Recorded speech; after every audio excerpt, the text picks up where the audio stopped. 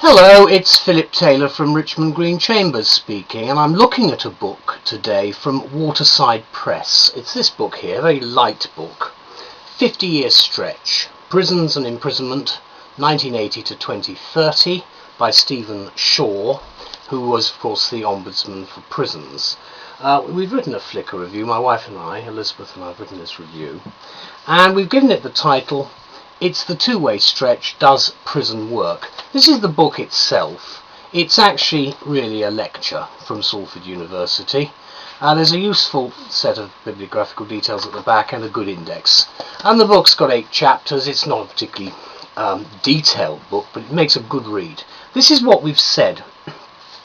Stephen Shaw's innovative work, 50-Year Stretch, began as a lecture at Salford University in 2008.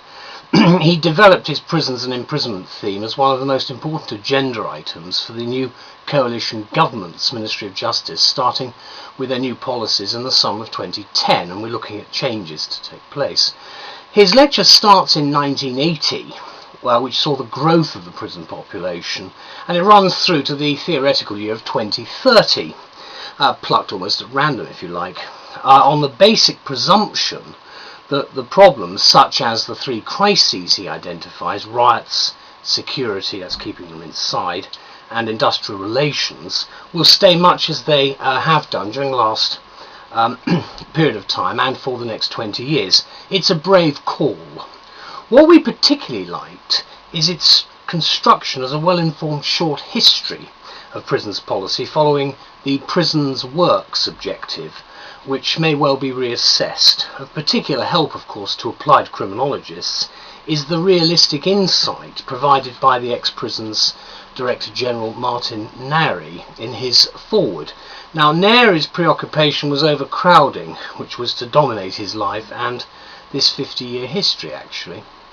He pays high tribute to Douglas Hurd, who as Home Secretary had an initiative of political courage in looking at the way in which we run prisons, although it's too early to see how Ken Clarke is going to approach matters. It's probably going to be pretty successful with the way he goes about the new portfolio as we go towards the 2030 time limit.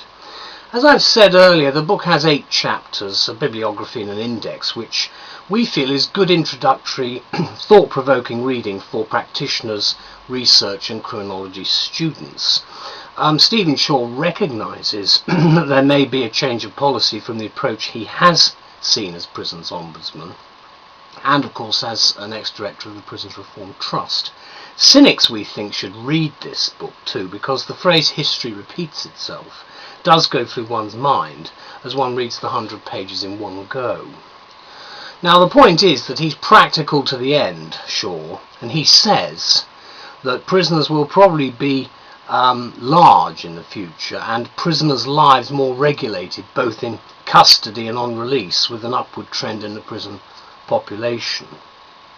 But he ends where we begin when reading the book, and that is by describing the inmates housed as ever by the poor, the mentally ill, and the marginalised minorities.